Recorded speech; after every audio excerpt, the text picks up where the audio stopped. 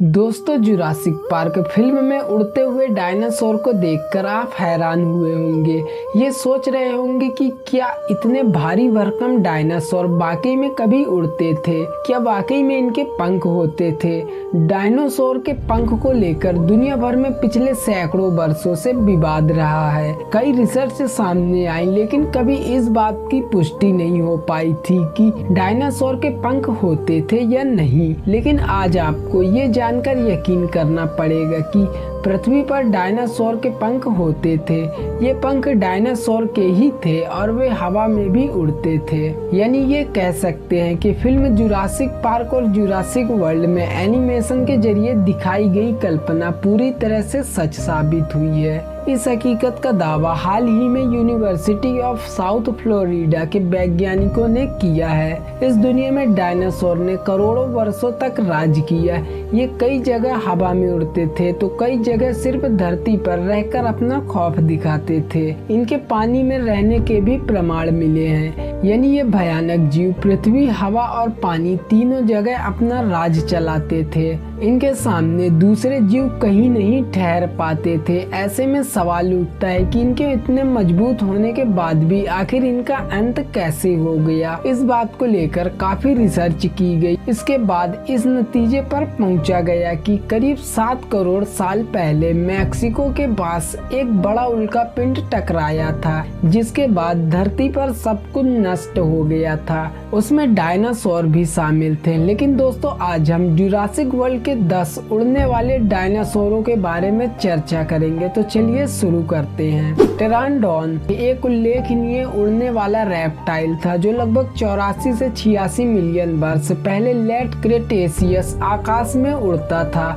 अपने नाम के बावजूद यह प्राचीन प्राणी डायनासोर नहीं था, बल्कि एक प्रकार का टेरोसौर था, जिसकी विशेषता इसके प्रभावशाली पंख का फैलाव था, जो कुछ नमूनों में 6 मीटर से अधिक हो सकता था। क्वेटज़ालकोट्लस आसमान की शोभा बढ़ाने वाले सबसे बड़े उड़ने वाले डायनासोरों में से एक है। यह विशाल उड़ने वाला डायनासोर लगभग 68 से 66 मिलियन वर्ष पहले लेट क्रेटेशियस के दौरान रहता था। 12 मीटर तक पहुंच सकने वाले अनुमानित पंखों के साथ इसने सबसे बड़े आधुनिक पक्षियों को भी बौना बना दिया। क्वेटज़ालकोट्लस के पास एक कंकाल था जो खोखला और अत्यधिक हल्का था, जिससे वह अपने विशाल आकार के बावजूद उड़ सकता था। क्वेटज़ालकोट्लस संभवतः अधिकतर मांसाहारी जीव खाता था, जैसे मछली, रेप्टाइल और शायद छोटे डायनासोर भी। डिमोफोडोन लगभग 200 मिलियन वर्ष पहले प्रारंभिक जुरासिक काल के दौरान डिमोफॉर्मडोन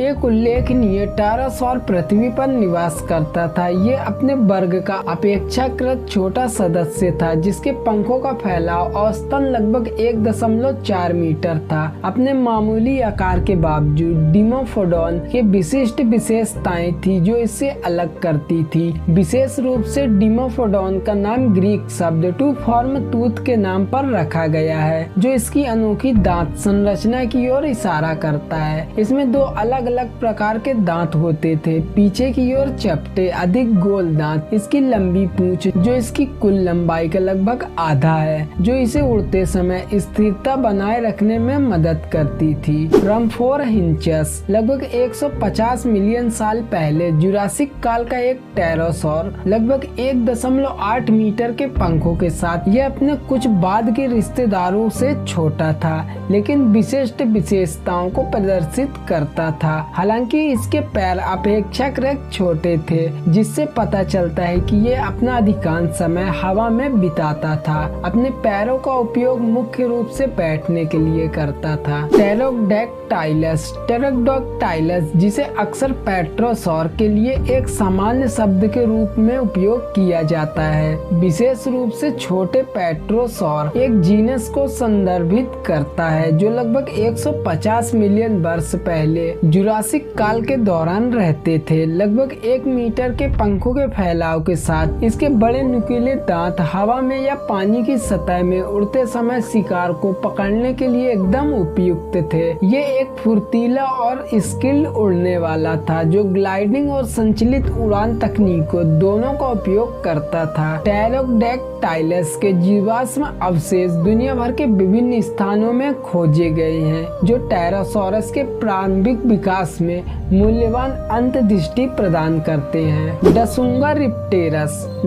रिप्टेरस एक टेरोसॉर था जो लगभग 120 मिलियन वर्ष पहले प्रारंभिक क्रेटेशियस काल के दौरान रहता था। ये उड़ने वाला रेप्टाइल अपने विशिष्ट सिर की शिखा के लिए जाना जाता है जो इसे एक अद्वितीय और पहचानने योग्य रूप प्रदान करता है। लगभग 3 मीटर के अनुमानित पंखों के साथ डसुंगा रिप्टेरस अन्य पेट्रोसॉर की तुलना में मध्यम आकार का था। अनुरोगनाथस लगभग 150 मिलियन वर्ष पहले जुरासिक काल का एक छोटा टेरोसॉर प्राचीन हवाई जीवों का एक अनूठा स्नैपशॉट प्रस्तुत करता है। लगभग 40 सेंटीमीटर के पंखों के साथ ये सबसे छोटे ज्ञात पेट्रोसॉर में से एक था। अनुरोगनाथस के पास सुई जैसे दांतों वाली एक विशेष दंत व्यवस्था थी जो मुख्य रूप से कीड़ों से बने आहार का सुझाव देती थी। इसकी असामान्य रूप से छोटी पूंछ कई अन्य टेरोसॉर में देखी गई बड़ी पूंछों के विपरीत इसकी विशिष्ट विशेषताओं में से एक थी। टपेजारा टेरोसॉरस की एक प्रजाति है जो लगभग 112 से 93 मिलियन वर्ष पहले प्रारंभिक क्रेटेशियस काल के दौरान रहती थी।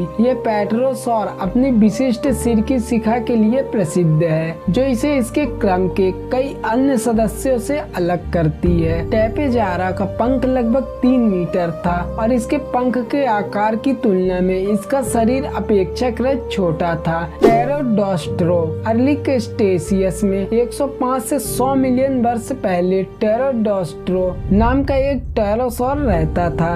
ये अपने अद्भुत अनुकूलन विशेष रूप से अपने अद्वितीय भोजन तंत्र के लिए प्रसिद्ध है। टेरोडोस्ट्रो एक मध्यम आकार का टेरोसॉर था जिसके पंखों का फैलाव अनुमानित रूप से 4 मीटर था। टेरोडोस्ट्रो के पैर अपेक्षाकृत लंबे थे जिससे पता चलता है कि वह संभवतः उथले पानी में तैरने या खड़े होने में समय बिताता था। इस पेट्रोसॉरस के जीवाश्म मुख्य रूप से दक्षिण अमेरिका विशेषकर अर्जेंटीना में पाए गए हैं। निक्टोसॉरस एक पेट्रोसॉर जो लगभग 85 से 75 मिलियन वर्ष पहले लेट क्रेटेशियस काल के दौरान रहता था। 2 से 3 मीटर तक के पंखों के साथ निक्टोसॉरस एक अपेक्षाकृत छोटा टेरोसॉर था। इसके लंबे पंख थे जो इसे एक विशिष्ट उड़ान प्रोफाइल प्रदान करते थे। निक्टोसॉरस के अधिकांश जीवाश्म उत्तरी अमेरिका में पाए गए हैं, खासकर दक्षिण डकोटा और कंसास जैसे राज्यों में। दोस्तों आज की वीडियो में फिलहाल इतना ही। जल्द मिलेंगे एक नई वीडियो के साथ। आज की वीडियो से अगर आपको कुछ नया जानने या सीखने को मिला तो वीडियो को एक लाइक जरूर करें और साथ ही चैनल को सब्सक्राइब करना ना भूलें। धन्यवाद।